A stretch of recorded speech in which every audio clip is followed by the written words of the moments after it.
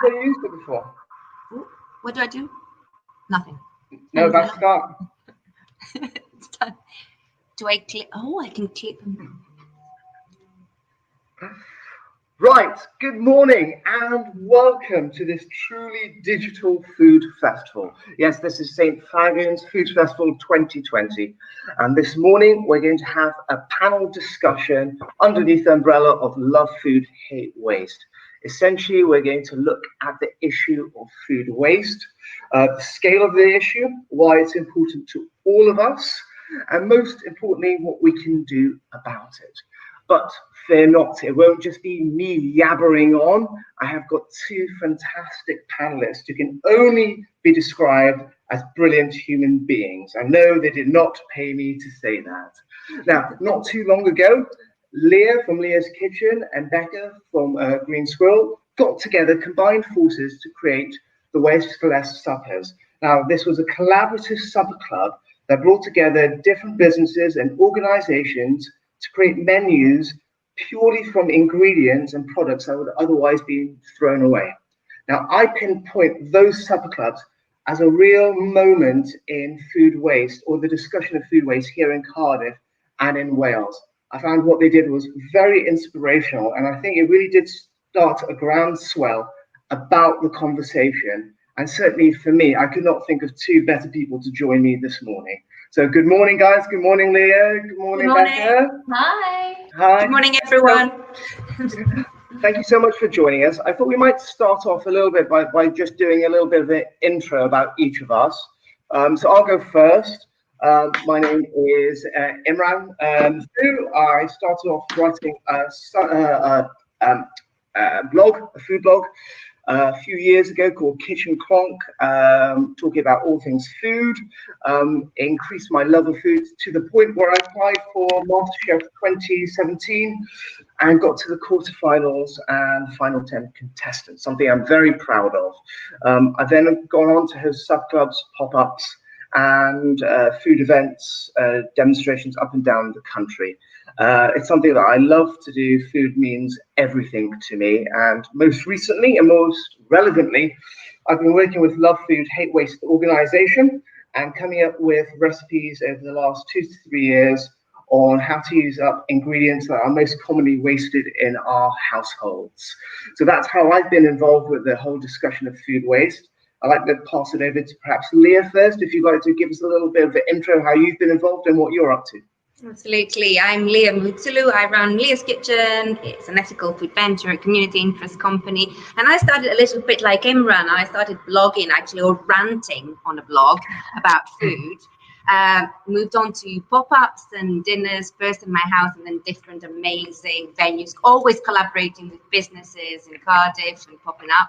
And then I got into which is what the objective of Leah's Kitchen is, into working a little bit more on some ethical objectives, a decision that led me to set up a community interest company. I really focused on low impact practices of food, highlighting world cuisines with an aim of showing us the mosaic of cultures in our society, in our communities. And really, I ended up working with Becca on a Love Food, Hate Waste campaign, quite local, very specific to Splot, Cardiff, plus Roath as well. And from then on, I kind of started, it all started snowballing in terms of food waste. It became quite apparent that there are so many amazing people and businesses in Cardiff that already do so much. And I really wanted to work with someone as much on the same page as me, as Becca, to really highlight the importance of valuing food, not just seeing it as waste when it is left at the back of the shelves at the back of the building, and making us think about what that means and how it's brought to us, how it is produced, and what we can make with it even at the end of its shelf life. Excellent, that's great. And Becca? Hi everyone, so my name is Rebecca Clark and I'm from Green Squirrel. We're a local social enterprise based in Cardiff and we've been running for about the past 6 years. We are a community interest company, again, same as Leah's Kitchen, and we create opportunities for greener living and for creative community climate action. So over the years, that has ranged from a whole different host of things, from local food festivals, pedal-powered cinemas, swap shops and repair events. We've worked with lots of different communities across Cardiff, lots of different organisations. And in a very similar way to Leah and Imran, we really like to collaborate with other organisations and local businesses working in the same area so that we can have a bigger impact. Food waste and food has always been a really key sort of element of what we deliver, because it really brings people together. And this issue of food waste, it's such a big one, yet it's one that us as individuals and as communities and as families can have a really big impact on and make a big difference just by making relatively small changes. So it's always been something that has interested us, and it's excitingly brought us into a different world that we haven't necessarily had experience in, working at food festivals and with exciting people like Imran and Leah. So it's really, really lovely to be here today talking to you all. I should also say that we all know each other out of our work capacities as well. So if we spontaneously burst into laughter or some in-jokes, apologies. I also would like to say right from the outset to everyone watching today, firstly, thank you for joining us. But if you have any questions throughout the discussion this morning, if you'd like to put it into the Ask Questions section, if you can see at the bottom, there's a banner, there's Ask a Question there. If you pop it in, at the end of the discussion, we've left some time where we can go over some questions and answer anything that you may want to ask us. So please feel free throughout the discussion, just pop them in and ask the questions, and we'll address those at the end. So guys, let's get underway. We're going to start off with the scale of the issue. Love Food, Hate Waste, the organisation, have sent through some facts. And I don't want to get too much into the stats of it, but I think it's really important to give a broad overview of the scale of waste.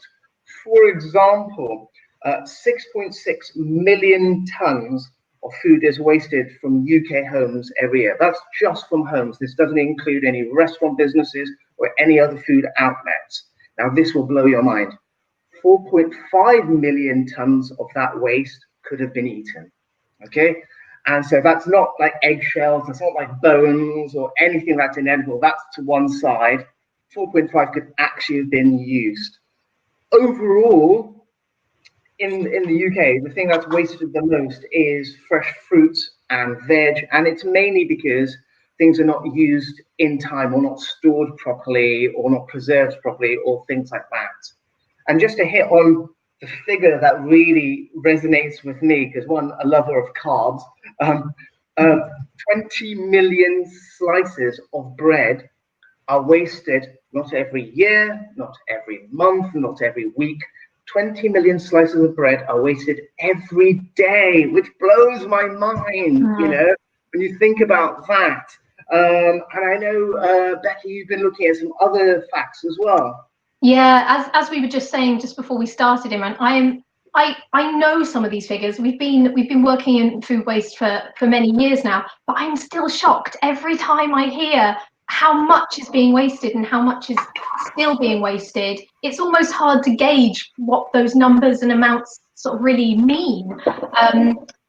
So in some of the work we do, we've been looking at kind of globally the impact of food waste, and I guess it's kind of relevant to the figures that you've just mentioned there, but can you guess what fraction of food produced globally is wasted annually? So anyone got any ideas? Globally? Yeah, globally, like what percentage or what fraction of the entire food produced globally, what amount of that is wasted? It's higher than I thought it would be. Oh, it's hard, isn't it? 60%. Anyone in the chat, if they want to guess? Actually, anyone watching, if they want to put in the chat what they think. So ask the question. Ask the question again, Becca. So the question is, what fraction or percentage of food produced annually is wasted. Oh, we've got a guest coming in here. Someone said 25%. Actually, a little bit higher. Oh, okay. I know. I'll say to you now. I'll tell you. It's a third.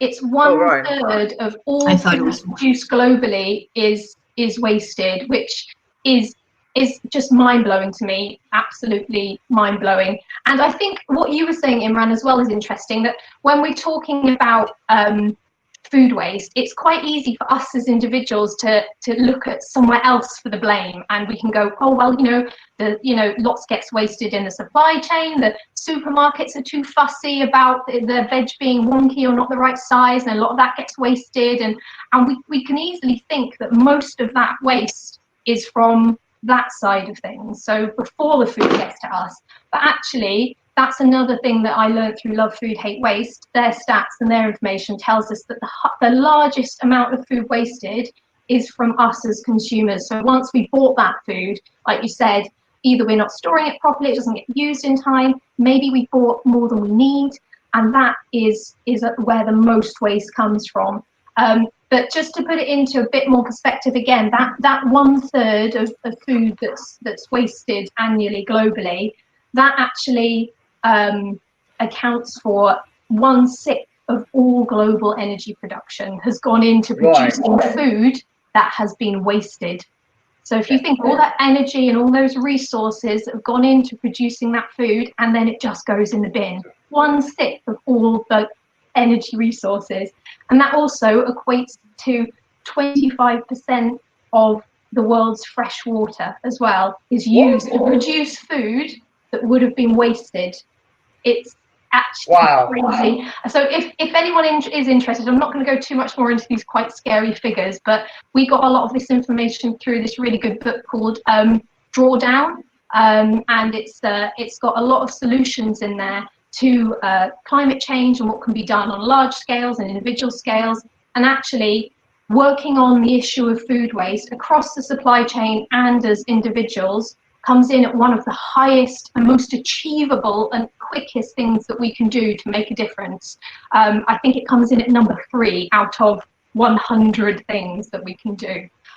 So yeah, it's interesting, but very, very, very scary as well. Those figures. You made a point there, because you've used the energy to produce it, you've used the fresh water, and then when it goes into the waste, it doesn't end there, does it? That's not where the story of that food waste ends. The negative impact still carries on as it's just sitting there and degrading. And I'd like to say this at this point. When we say these facts about a lot of the food waste produced in the homes, I don't think there's anyone maliciously wanting to waste food. No. I think there's just a lack of conversation from grassroots level going, look, perhaps you don't need this much. Perhaps you can store it better. We'll come on to that later. But when we talk about the figures like that, it leads us on to the next sort of point, which is really, why is it important? Well, I think you hit on the subject there a little bit, Becca, already. You're using 25% of the world's fresh water, and we already know it's a limited resource. But also, the two things that are really important from this are environmental impact, like we touched on there, and financial impact, So how can we relate this to people? How can we tell them that this is for Leah? Well, I think it's really important to remember, first of all, I'm listening to you, and I want to say to everyone who's watching, I think humans are amazing, because sometimes we focus on all of these negative things. We have a very negative impact on the environment, but also we have the power, we have the ability to act and do something, and no small action is too small. Everything can have an impact. I think the most important thing to remember is we use energy, time, money to grow, harvest, produce, transport waste, and food, and then we also use the same amount to actually deal with the waste we produce.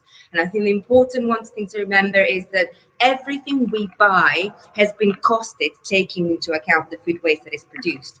So we could have an impact, a positive impact on the prices and the accessibility of food, if we think a little bit more about how we buy and how we consume. As you know, anyone who's run a business knows that when you calculate the cost of a product, you take into account waste. So if we as people think a little bit more about what we need, what we buy, and how we waste it, we could have a knock-on effect on how retailers cost and service food. So I think it is really important. Sometimes, very often, we see things in isolation. We only talk about meat. We only talk about where vegetables come from. We have tended to just isolate things, but ultimately, it is all about moderation and balance. And I think it is important to ask ourselves, particularly in a context of COVID, which has given us this opportunity in some ways, do we need as much? Do we need to have everything that is on the shelves? Do we need everything all the time throughout the year? And does it mean that if we switch to a specific type of diet, we are addressing an environmental and climate change program? Or do we need to think about where we source and where we get things? So it is because we could be creating an impact that we don't understand. And the same with food waste. Think about what you buy. Your solution can start in your kitchen, at home, in your shopping trolley. To think first. So that's my kind of approach to this, because otherwise we can start blaming each other, pointing the finger to just corporations. Corporations are responding to what we do. That's a very good. I think that's a very, very good and powerful point you put across there. I've noticed some questions have started coming in. Please keep them coming in throughout. The tips, hints, and hacks on how to reduce food waste we'll address a little bit later on in this discussion. I think in terms, you mentioned the environmental impact there, Leah. It's something as crazy as if global food waste were a country, it would be the largest emitter of greenhouse gases after China and the US, which blows my mind again, you know. And once that wasted food is sitting in landfill, you know, it's degrading and breaking down into other really harmful gases like methane, which is actually more detrimental than carbon dioxide, 21 more times more warming capacity than carbon dioxide. So by reducing food waste, you are really helping the environment. It's as straightforward as that. There's no complications about it. The less you put in the bin, the more you're actually helping the environment, you know. And to give you an idea that, you know, we are on the right path, things are moving, like I said, you know, from the work you guys have done already to the work around the world, or what Love Food, Hate Waste have done. Since 2007, as a nation, we saved £3.3 billion from food waste. You know, by not wasting that food, we've saved money. But also to put that into the environmental impact, that's like taking 2.1 million cars off the road, you know, from CO2 emissions. That's so impressive. I know, if you want to do something for the environment, it could start as easily as eating all the bread in the loaf, you know, every single slice. No slice should be left behind, you know. Absolutely. I just wanted to pick up on something Leah was saying about like it really, and picking up just what you said as well, Imran, about it, us being able to do something now, and it being able to start in our kitchens and start at home, and actually how some people, and a lot of people actually have, like, the pandemic has actually made them rethink the food that's coming in and out of their homes and what they need and how much they waste and how they can avoid that waste. I think Love Food, Hate Waste did some work during the pandemic to kind of see how people's attitude to food waste was changing, and people are a lot more aware of it. I think we're so used to being able to just walk into a supermarket and get whatever we need from wherever in the world, and not necessarily thinking about how and where that thing was grown, how it was transported. So something that interestingly there's been a rise in during COVID, and I've been learning over the past few years, and has really helped me understand a lot more about food and food waste, is my garden, is starting to grow my own food. Because when you grow your own food, you realize how much energy and effort and love goes into it, and how much things can go wrong, and it doesn't matter if you have a wonky carrot. In fact, you love the wonky carrot more than you would that that boring one you got in the supermarket, and it tastes so much better. And I really think that helping linking people to like growing their own food and understanding what goes into this is a really important way to kind of transition into understanding how it might be easier and better for us to eat more seasonably, and to be able to, we don't need, like you said, all those things all the time. It's been a really good sort of transition for me over the years. And just last night, I realized I had to cook a big glut of courgettes and tomatoes, and accidentally made something very tasty.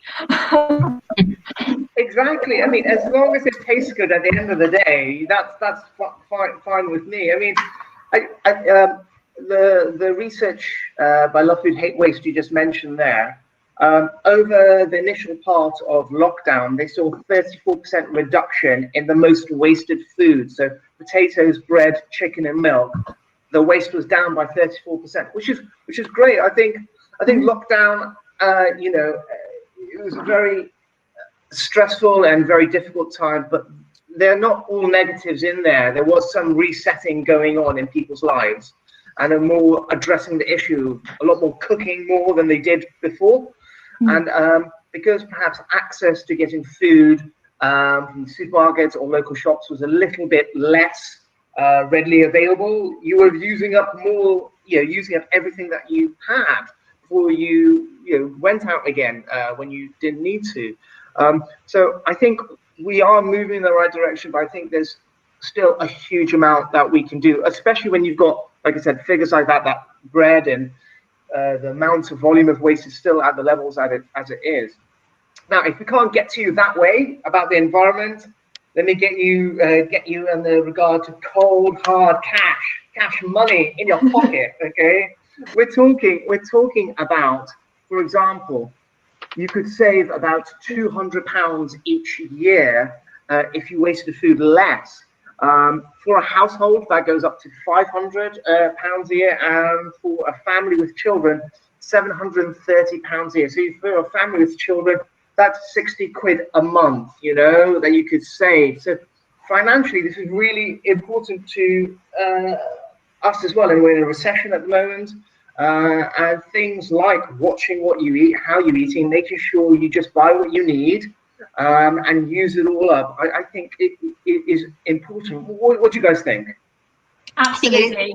Yeah, absolutely. I totally agree. I mean, I think there's a very good question from Pete. I saw I called you Ryan earlier, or maybe it's Ryan. Sorry, Rian. I'm sorry. I don't know. I'm bad with names. So I apologize. Or Pete. So I think it's really important. Money does matter to people, and it will matter more. And we can't ignore that. It shouldn't be the only thing it shouldn't be the only thing we think about, but it is a reality that we all have to live with. So I think planning your shopping, as you were saying, sometimes like if you go for a weekly shop or you want to avoid the shops at the moment, it's really important to pick what you want to cook, make a list, stick to that.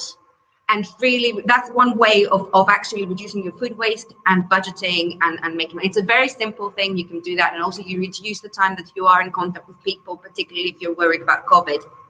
People like me who live alone or people who are close to shops can actually make small day trips or every few days and plan for what they eat. That's particularly important if you don't have much control when you go shopping. You need to know yourself ultimately. And if you think it's better to shop more frequently, not to waste food and to manage your budget, that is a great approach to take. You can take precautions in terms of wearing masks and being careful. That's fantastic. My other tip, which is one of the things that I have learned through my catering development and my training, is make sure your fridge temperature is low. If you buy vegetable, I get a lot of vegetable delivered from farms from around Cardiff or Wales. It actually makes a huge difference if you have a really cold fridge between 5 and 8 degrees. The vegetable just stays fresher and it goes a very long way for me. I can keep it sometimes for 2 weeks and it is amazing because it is also very fresh. It comes to me straight from the farm, so it's fantastic. I use my freezer quite a lot. I don't know if people do this. I tend to cook, and most of my recipes are now, if you follow me at Leah's Kitchen on Instagram, are focusing on either one portion or 3, so that I can help people who don't need to cook for big families. But if you cook for a big family, you can multiply that. The freezer helps you if you don't want to eat something again and again for 3 or 4 days. But don't worry about cooking more, because you can save a portion or 2 in small containers in your fridge. If you get those really nice square containers, they can stack up really nicely in your fridge. So your fridge is your fridge and freezer are your friends. For me, that is very, very important. One of the things I had to do during COVID, and I do very often because I love buying foods, is going through my cupboards and checking what I have. And actually, rather than just going, oh, I'd rather eat chicken today, I think, oh, what do I have in my cupboard? Well, I think I've got a little bit more of the red lentils. Maybe I should make a dal. Maybe I should make a soup. And just really be led by clearing my cupboards. And I feel really great at the end of the week, actually, because I've saved quite a lot of money. Yeah. And my final tip, just to say that, because I really want to help to encourage people to shift to dry foods that they can buy sometimes unpackaged or not. So eating pulses for me is a great way for reducing your food waste. Storing dry pulses and learning how to cook dry pulses from scratch will give you an amazing repertoire of recipes and food. You can combine them with vegetables you pick from off the shelves at the end of the day, or your local greengrocer, or you basically start not thinking about how often you go to the shop, which might lead some of you or some of us to buy more stuff because we're hungry. We're going in because we think we want a tin of bins. It's very common, isn't it? Yeah, it is. Sorry to go on about it, but I thought I'd give you some tips. Yeah. Move on. Oh, sorry, Imran, you go. Yeah, fine. I was going to say, I mean, I think there we've stressed the importance of it. I think we've said a bit that, you know, this is important, this is good for all of us. Every section of society can benefit from this, and those little changes, as we mentioned there, can have a huge impact not only on our environment but on our finances as well. I think Leah's got some cracking tips there. So if we start reeling these off, Leah, like in terms of you mentioned shopping and planning there, you know, shopping, and a part of that is planning. Wouldn't you agree, Becca? Yeah, I'd say the planning is key. We can't always be perfect planners. Like there's some weeks where I'm on it. These are the things I want to cook. I'm going to make sure I have these ingredients. There's other weeks where something tricks you up and you're just like, oh, I don't know where I am, and you might need to do some last minute shops, or you might again feel like you just need to use up what you've got. But yeah, I think going to the sort of shopping side and re-emphasizing what Leah was saying about changing the way we shop, and that the attitudes towards that have changed during COVID and have become different for different people. And that some of us have been able to recognise that our privilege to be able to get the access to a lot of this food. There's so many people out there who were already relying on food banks, and during COVID not only relying on food banks but also needed people to bring the food to them as well, which is just a side, but a nice way to see a community pulling together and to help each other out. But something that has helped me and that I've tried to change over the years, and again, this isn't something that's always available to everyone, but is starting to come in more and more availably in supermarkets as well as farmers markets, is buying loose as well, because you can control how much you buy, and you don't need to have a huge bag of things or a huge bag of carrots that by the time you've got through it, they've gone a bit soggy and not very nice. And you know, you can pick as much as you need or as little as you need, and in that size, that's really helped me reduce waste. Is trying to, and the benefit of that is you're also avoiding extra packaging as well. That's good point. Again, very good point. It's important. Yeah, but yeah, I think Leah covered a lot of those things that we're talking about buying local and trying to buy the often fresher as well. If you are able to get to your sort of local greengrocers or any markets, and you can afford to buy that way, which is not always, as people seem to think it is, really expensive. It's not always more expensive. and your veg is going to last so much longer. Whenever I get a local veg box or veg from my own garden, I'm really surprised how much longer it lasts in my fridge than things I buy in bags from a supermarket.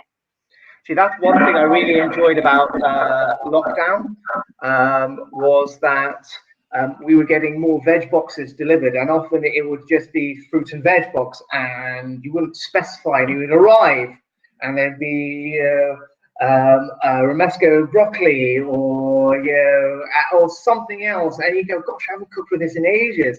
It just made you a bit more inventive, especially when it's seasonal. But also, when it's seasonal, you're like, all right, I have to cook this or this, and I like that side of it. I think meal planning, as we can all agree, and I think everyone watching will agree, yes, in an ideal world, sitting down for 15 minutes or so and just going, Monday I'll cook this, or before you even do that, look at your cupboard or your fridge or your freezer. Okay, all right, I'm going to set aside 15 minutes. I'm going to get 5 minutes looking at what I actually have, 10 minutes writing down what we'll make for the week ahead. I think that's an ideal world scenario, but when you say 15 minutes, it's not that much. It's not that much, 15 minutes. But in reality, we all know there's distractions and things to do. And I think that then leads on to, okay, once you've bought your food, if you've not used a meal plan or whatever, you've bought the food, you've looked at your store cupboard, what's the best ways to preserve and look after food? Do you guys have any tips? So you've got the food, it's approaching the end of its useful life. What are you guys' top tips on trying to prevent that from going in the bin? I just wanted to repeat the point that Leah said about fridges, because actually, again, I think it's a love food, hate waste statistic. I think around 80% of fridges in the UK are at the wrong temperature. And don't underestimate how much more quickly that makes your food go off. Fridges, I believe, are meant to be between 3 and 5 degrees. And they often don't all have a way of telling you whether they're at the right temperature. They often don't have they just have a number on them that's arbitrary. So I just checked earlier this week, actually, and Love Food, Hate Waste have got a great little thing on their website. It's like a fridge checker. I'll try and put the link up in a minute. And you can put in the make of your fridge and it'll tell you how to work out what temperature it's at. But you can also just get a little fridge thermometer and pop that in and check that your fridge is at the right temperature. It might also change during the seasons as well. You might have to, if it's hotter outside, you might have to adjust your thermometer, your little temperature dial, and make it a bit colder. And then there's also things that I never really thought about until we really started looking into storing food. Where do you guys keep any milk in your fridge? Probably in the same place as everyone, in the door, right? In the door. So the door is the place where the temperature fluctuates the most. So it's because it's right on the outskirts and you're opening it often. And really, we shouldn't be keeping any dairy products in the door where its temperature's fluctuating. So I usually, if you've got milk and if it's quite often going off in the door, one, check your temperature of your fridge, and 2, maybe consider keeping it in a different part of your fridge if you've got enough height anywhere else to keep it. That was one that I just always... I think that's a really good point, and it's so obvious. It's so obvious, keeping it in a more temperature regulated part of your fridge makes complete sense, But it's like where you store other fruit and veg. If you're storing them in a cool, dark area or even cupboard, they're going to last a little bit longer if they're out in direct sunlight, for example, or in a very warm area. They're more likely to spoil a little bit more readily. Can I ask your guys' thoughts on preserving foods like pickling and chutneys and jams? Do you guys do that? Do you recommend it? Leah does a lot of pickling, don't you? I love it. Pickle. She loves the pickle.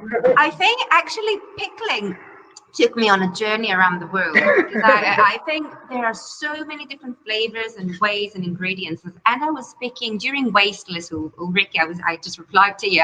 I was picking mouli, which is, I think, is a very expensive turnip ingredient. And I started like researching online. We have so much access to information online. This is a different world to what it was 10 years ago.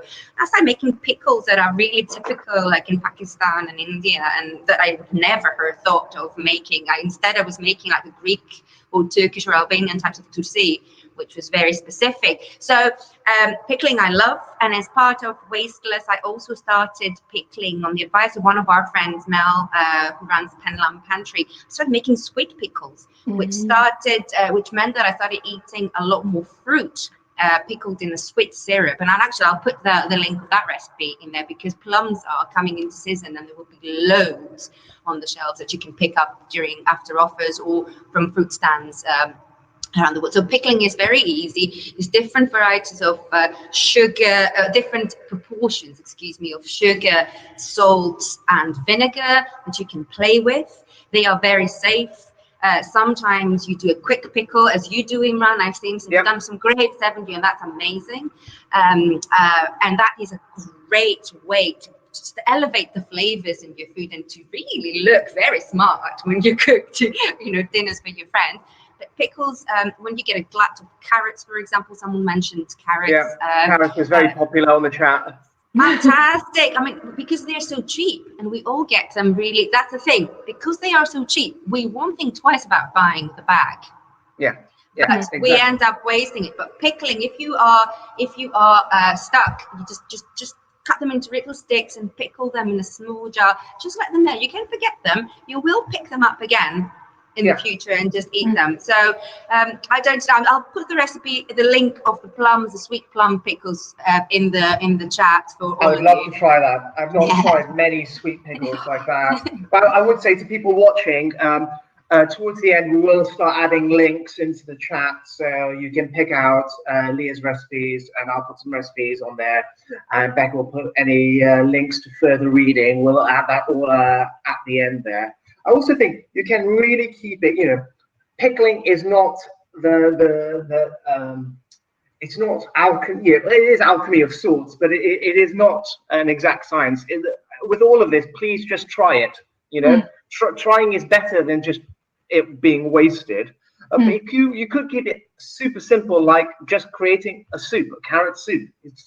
No thought has gone into that at all, and if you top and tail it, give it a good scrub. You don't really even need to peel it, just if it's organic and it's not been treated, or you've grown it yourself, Becca, you can just give it a good clean, make a soup, batch cook it, and then you can freeze it for lunches for the week. It can be that straightforward, If you've got some strawberries, at the moment, there's loads of strawberries going around, coming to the end of season. They're super cheap at the moment to pick up in the supermarket. Gosh, make a jam. So easy, so easy to make. Or just dice them up and freeze them, which brings me on to the freezer. You were mentioning there, Leah, what's your tip? Was it about getting just storage boxes and just using that to just store batch cooked meals? Yeah, I think I've noticed a couple of people are reluctant to do that, and I understand that. But if you're reluctant to batch cooking and freezing, it might be because you do it in a big container. It's hard to store in there, and sometimes you can forget about it. I think it's quite important to batch cook things that you just do a couple of portions at a time. It's particularly handy if you're really busy with your kids and you're working from home during COVID. You can take things and put them straight out from the freezer and put them straight into the oven and just cook them for an extra 15 minutes at the same temperature and basically defrost and cook something, and it is really safe. Do not worry about that. Just add about, particularly for example with lasagna, you add 10 to 15 minutes on top of the cooking time that you would have done from fresh. In terms of vegetable, a lot of times I freeze greens, I blanch them. I did this actually with vine leaves as well, which is a really great, I love cooking with vine leaves. You just blanch a vegetable, a green vegetable, pat dry it. You can put it in bags, if you're using plastic bags or containers, just extract the edge, just push the bag down to let the air out, and freeze them. In a way, you are creating your own bags of spinach. So when a bag of spinach or even salad leaves look like it's going off, just take the ones that have gone off out, wash it, dry it really well, and then just either blanch it and put it back into the ovens. But I get vine leaves from. I get vine leaves from gardens of friends who've got vine.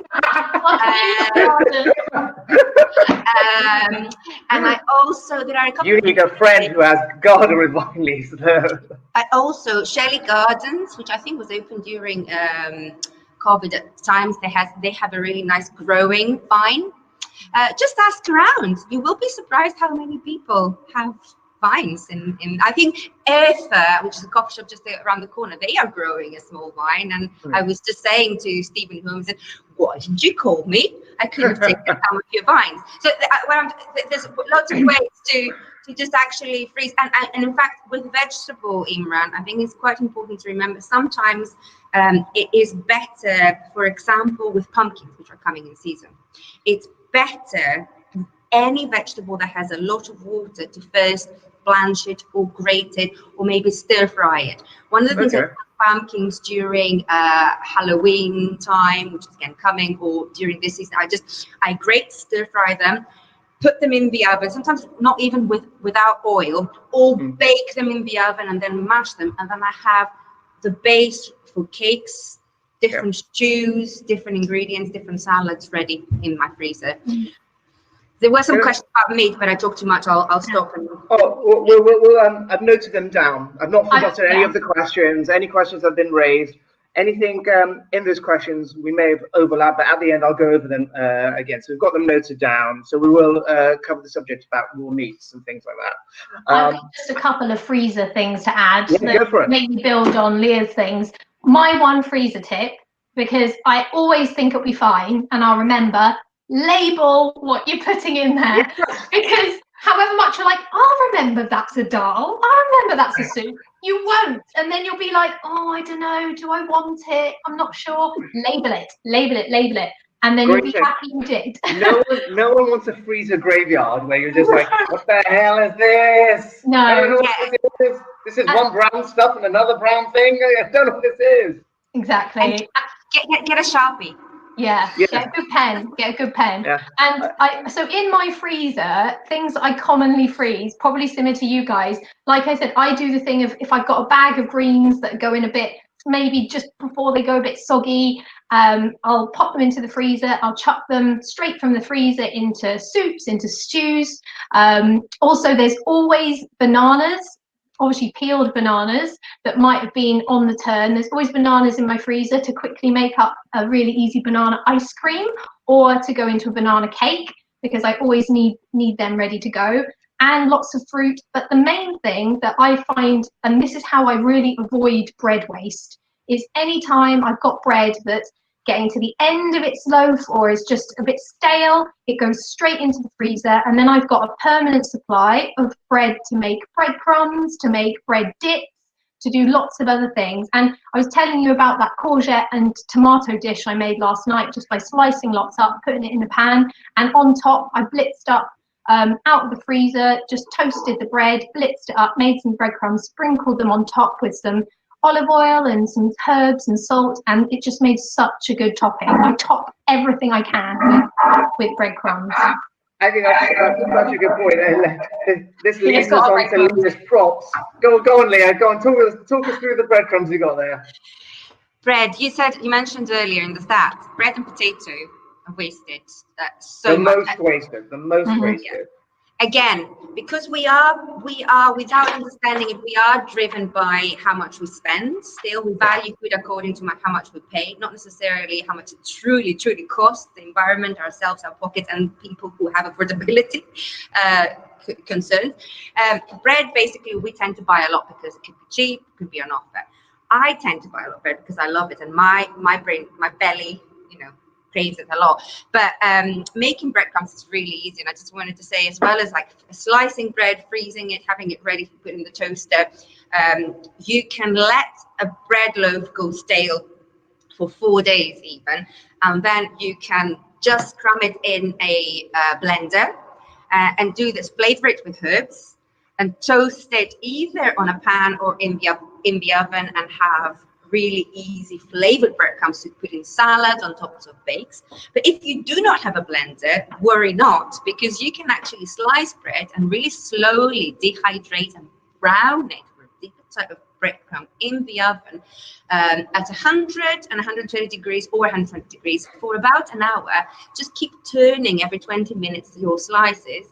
You have this beautiful, very nicely toasted breadcrumbs of that color, with which you can make the recipe that I will share, a brunette cake, a breadcrumb cake, if you believe it. Okay. With some eggs that you can actually are about to go off. Or again, sprinkle those on top of your bakes in sauces where there is a lot of water. For example, Becca, you've been cooking a lot courgette. Courgettes have got so much water, and sometimes you don't want to overcook them because they might go too mushy. But you can put some breadcrumbs in there to absorb the water and the flavors. So breadcrumbs are amazing, really. Just have them, and I never buy them. Look, this is what I did on Saturday night. Like I said, I don't understand. I'm a three slices of bread in a toast portion. That's me. I'm done. That's it. But I want to very briefly, because we're getting some great tips here coming out now. On freezing, if you just head back to the freezer very, very quickly. I have 2 young boys. Often we're cooking lots. If you're not buying fresh fruits and veg, or fresh veg especially, I often just buy frozen veg to begin with. It's a really, really easy way of reducing your food waste. Because yes, although there is an offset of buying it in packaging, you can, in some farm shops, buy loose frozen sweet corn and broccoli and take your own containers. I will either have broccoli florets, peas, obviously, and sweet corn. And I have those 3 just in my freezer, and I can add them to different meals just to increase the veg content. And I'm not wasting any. I'm using exactly how much I want. And in terms of the bread as well, freezing it is such an easy way of just preserving that for a little bit longer. I mean, another great recipe that I love to use with leftover bread is muhara or muhamara. Muhara! There you go. I love it. It is like, it's so good. But I dare say, you know, it's one of my favorite dips. I don't make it, hardly enough, because we don't waste bread that much. But I don't want to waste bread, but I'm like, I will put 2 slices aside because I want to make muhara at the end of the week, because it's that good. So essentially, that's roasted red peppers. I think walnuts traditionally, but I've made some with smoked almonds before, which work really, really well. And then we've got bread, olive oil, lemon, seasoning, and I'll put up the recipe on the link as well. Yeah, you can add cumin. I quite like to add smoked paprika as well. I really like smoky flavors, so it really works well for me. The other areas of food waste, milk is really high up there, and I think you mentioned about milk in the door. I think it's also worth mentioning just very quickly, because we're approaching the end now, that there's been a real uptake when people are using a milkman recently, and milk delivery, but also a huge upsurge in using alternatives to milk as well. So I think in the next maybe 1 to 2 years, we might see that hopefully change, because, if you're buying milk week in, week out, you should be able to gauge how much you need, really. And if you're noticing a similar pattern of waste, there's something really easy you can do about it by just reducing that down a little bit. So also, you can freeze your milk. If I'm going away for a couple of days, I'll pop milk into the freezer and then defrost it when I come back. I think that's very good. I think before we go into the questions and answers, a few things to realize. Everyone wants something to happen. This affects everyone. Food waste affects everyone. There's something we can all do to make a change, and little changes as well, simply by using your freezer more, for example, or planning your meals. We're going to come on to the question and answer, and we've We've been going on about, we'll be answering questions really as we've been going on, but we'll look at the questions now. And I want to address the one about batch cooking, home cooked meals, and raw meat especially. I think I can safely say, if a product is a raw meat or raw chicken or raw fish and raw veg, if you batch cook it, portion it and freeze it, and then defrost and use it, it's fine. If it's frozen to begin with, you can't do that, I don't believe. Am I right in saying that, Leah? Does that sound right? So if a meat is... Go on, sorry, go ahead. If the meat is frozen to begin with, you defrost it and then batch cook with it. You can't refreeze that again. If you cook it, you can freeze the the cooked meat. If it's come from frozen? Yeah. So yes, so if you freeze it, cook it, then there's a different, you've already cooked it, dealt with the key bacteria, then you can freeze the cooked meal. That is not a problem. What you shouldn't be doing is defrosting something, not using it, and freezing it again. What you're doing there is you're basically playing with the bacteria. Bacteria love heat, and they grow in 20 to 30 degrees quite quickly. Even in your fridge, basically, you are basically playing with bacteria in there, and you don't want to take that risk. Also, you are damaging the texture, which is why a lot of people sometimes don't like to eat frozen goods, and they prefer to actually go and buy fresh meat, because it could have an impact on texture. What my tip would be with meat is that if let's say you've got a chicken or some steaks or some meat that you want to freeze, you could portion it. Yeah. If you're eating meat, don't be too squeamish. Just, clean the surface where you cut it, portion it, slice it, maybe use it in a stew instead of what you would use it earlier. So I think we shouldn't be afraid to freeze meat, but the things that we need to make sure is that our freezer is cold enough, that we close the door. After you take your meat out, you check whether it's been defrosted. Maybe you had too many things. That's the other thing. If you have too many things in your freezer and too many things in your fridge, you're less likely to be safe if you're using dairy and you're worried about dairy or meat. Meat is the one thing that I would say I was more worried about when I started freezing, but I've learned that usually if I am very careful, and again, I mark the date on which I have actually frozen it, it gives me, I have this gauge that I have to use it within 2-3 months. If you have a deep freezer that goes in -40 degrees, you can use it, forever. But not many of us have got those those freezers, so they usually are -20. So the emphasis here is you don't be worried about it, but do pay attention to how you're going about it. So good, proper procedures when after you've cooked it, make sure you cool it down properly before you then freeze it. I think somebody, Ellen Walker-Jones, sorry to middle name you, has asked what to do with sourdough. Yeah, has a good one. Yeah, pizza. Pizza. There you go. So sourdough discard because you need more sourdough to make pizza, to make it rise quicker and ferment quicker. If you follow me or Ellen on Leah's Kitchen on Instagram, it's Leah's with an I and underscore. Someone stole my name. There is a recipe there in a video about how to make, actually in the text of the Instagram, how to make pizza with discard. So every time you make sourdough bread, you can use a discard to make pizzas at home, and it works really well. And you just let it sit at home for something for 4 hours or overnight if you want it. It always works for me, and I've had so much fun at home doing that. And also we had someone mention about what do you do if you have less than 1 pint of milk, and you might answer that with the freezing. But I'll also say milk. People often think, what can I use up? Rice pudding is great. There's an Indian rice pudding called Kheer, which I made in my supper clubs. And I'll try and share that recipe with you. It's really, really easy to make. It uses up the milk quite nice, and you only use a small amount of rice. Pancakes are great.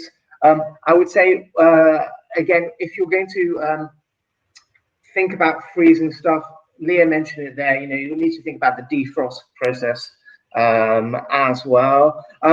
folks, we're approaching the end. If anyone has any questions, now would be a really good time to send them through, and we'll answer as many as we can.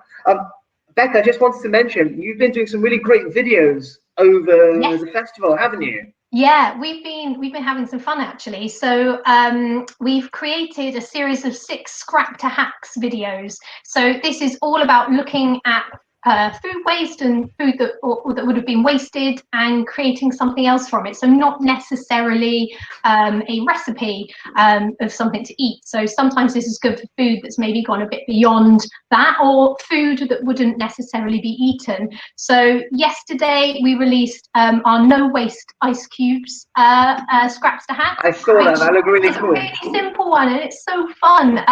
You can do, I think we did two versions, a kind of savoury and then one for your drinks. But it's just about saving herbs. Say you've bought some herbs and it's about to go a bit soggy, if you've bought them from the supermarket, or if you've got herbs from the garden, chop them up really fine, pop them into ice cube trays, pour in a little olive oil or any oil, pop them in the freezer, and then you've got these perfect little portions for when you start cooking.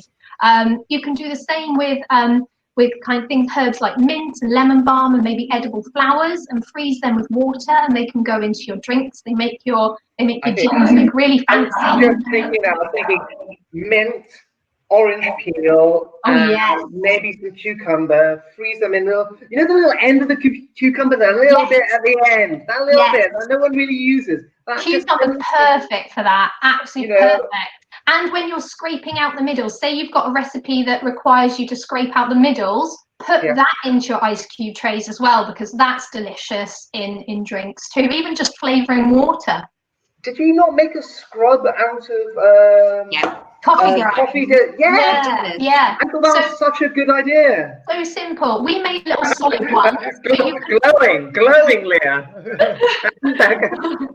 It's amazing. It stimulates circulation, and I do that. I put that with honey and coconut oil, sometimes, or olive oil, and it actually stimulates circulation. And it's amazing how caffeine's really good for apparently it's supposed to be good for cellulite as well. Lots of benefits. I think it's worth saying. I think it's worth saying there's often a correlation, food waste, and it's just like, what foodie things can I do, as in edible things? But there are other things you can do with your food waste, household things. Guys, we're approaching the end of this panel discussion. I could easily go on for another half an hour, but I think Fionn in the office might cut us off. Just go, no, enough. Right, mentioning Fionn, I'd like to thank all the back room staff and team and all the organisers at St. Fagans Food Festival and making this a truly digital event. Thank you so much for this platform. Really appreciate it. Leah, really appreciate you being here. Becca, you too. Where can people find out about what you guys are up to quickly with your social media handles and your websites? Go. So we're Be More Squirrel across all social media, and I'm just about to put a link in to all of our workshops because we've gone digital, and you can join our Waste Less Kitchen workshop next year, and we've got lots of others as well. That's it. And I have to say I'm on Leah's Kitchen. Those workshops are really good. So sorry, Leah, you go.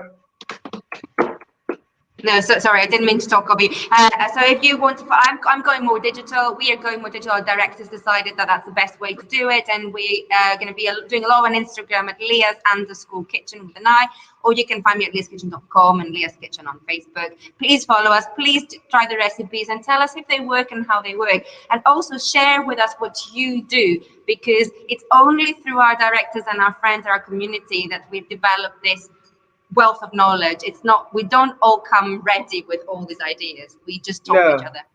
We're just really, my name is Imran. You can find me at Kitchen Clonk. Clonk means chat in Welsh and colloquial Welsh. So I'm on Instagram, on Facebook, and when I'm feeling angry, probably Twitter as well. I very much appreciate you people joining us today. We'll try and add all the links on. You can watch this again, so if you've missed it, tell someone you know who might be enjoying this. Please share it, so when we put this on social media later, if you hit like and share, that would be amazing. So thank you so much for that.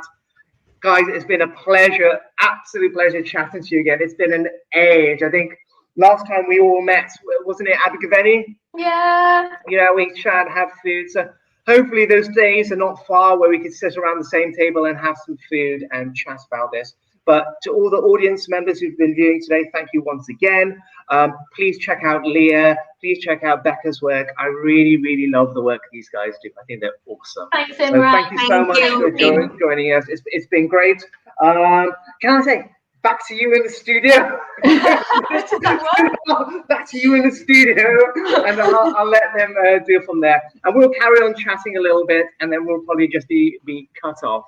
So thank you ever so much to everyone. And oh yeah, watch the other things that's going to be on St. Fagans this weekend. So look at their social media and Museum of Wales. Check out their Instagram handles and their social media handles. And yeah, just keep an eye out for some really, really cool events happening. I thoroughly enjoy this, and if anyone can tell, oh, it's 1 hour. We did 1 hour. Yes.